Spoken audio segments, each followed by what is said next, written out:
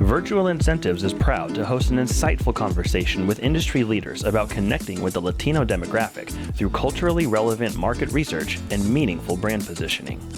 Buenas tardes. We're here to talk about the Latino community and connecting with Latino customers in a very meaningful way. What happens when one Peruvian, one Brazilian, two Mexicans, and a Venezuelan walk into a conference? Well, this is what happens. We have this great, interesting panel. So what brought you to this work? What makes it exciting for you? I was born in East Los Angeles, like a predominantly Latino community. But my parents decided to move to Simi Valley, and it's predominantly white community. It was like a culture shock for me. I was like acutely aware of being Latino. Like we ate different things, we spoke differently. There was no soccer at that time on TV. The food that I normally eat, I could not find. Venezuelan in mid-90s in southern Mississippi really made me aware of the need to have relevancy for Latinos in different markets. I grew up in Connecticut, which was predominantly white, but there was also a really strong Brazilian and Portuguese community. I just felt like I had those two lives where they didn't really intermix, and I never really embraced being Latina.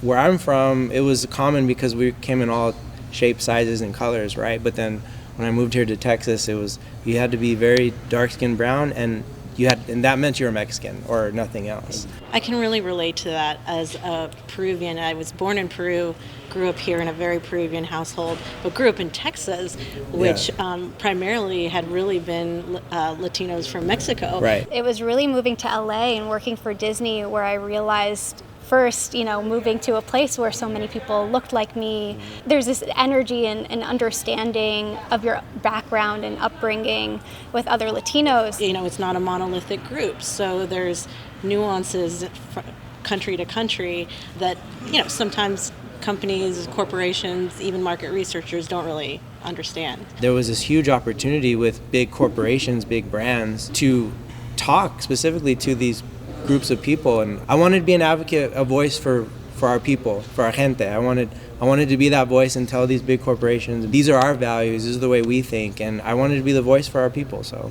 What I'm hearing is I just got to translate everything to Spanish, right? there's a lot of layers to this onion that it's important that we all in this industry need to make sure we peel back and understand. It's not just as simple as we need U.S. Hispanic work, which oftentimes means translate. But no, it's about creating the work. It's about making something relevant in that particular culture that you're going after. Across the board, you'll be seeing a lot of a mix of audiences that digest content in English, but also understand Spanish. There is a brand that is promoting 100% American, 100% Hispanic, or even go deeper into 100% Colombian. And you leverage on this duality and call them the 200%ers, because that's in reality what is happening and will continue to happen.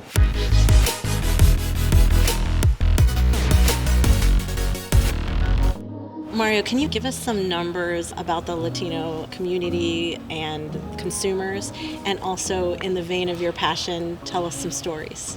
Latinos represent 62.5 million people in the U.S., almost 20% of the population.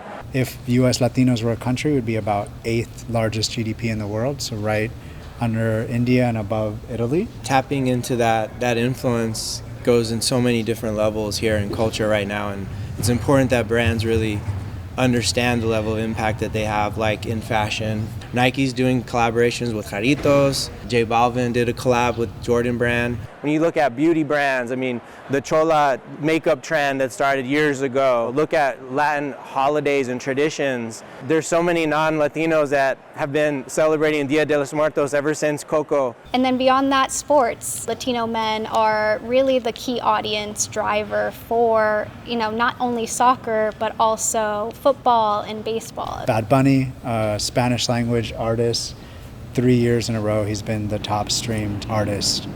Selena Gomez, Latina, Mexican American, most followed person on Instagram.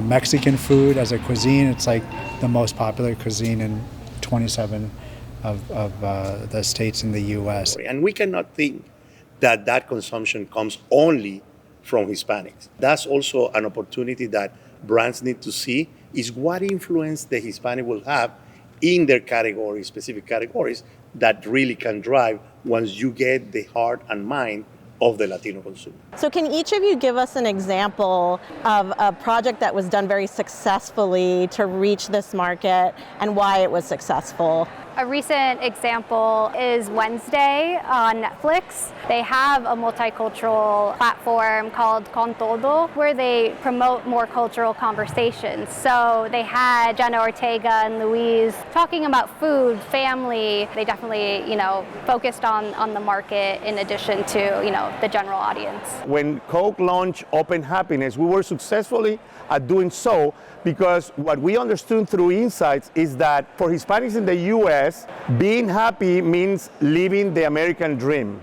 And our campaign that we did with the Hispanic consumer was about that. We were able to adapt the campaign to the market instead of just translating something that might not have been relevant for them. Consistency is important here. I want to mention Target, their Más Que campaign.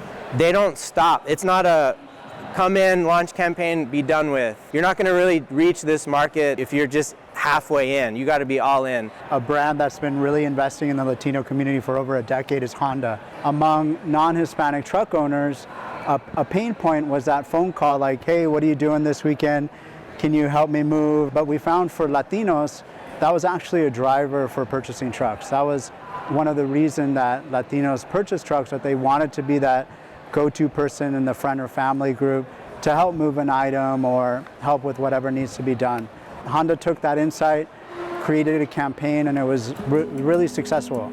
So what advice would you give companies, project teams that are looking to connect meaningfully with this demographic? I think one, just start. Many times companies we talk to are just kind of paralyzed with fear, and I think you just got to start. Don't make us an afterthought. Try to think of us in your earlier market strategies. Dig into it. Dig into really trying to immerse yourselves in that particular culture. Know your audience. Yeah, I think it's just about being intentional and giving context to what or who in the Latino market that you're actually marketing to. You don't have to change the positioning. You don't have to even change the core creative idea. You just have to take the core creative idea and from insights, see how that translates into the Hispanic consumer. What does that mean for the Hispanic consumer? And then you create a communication that within context can be more relevant than the original message.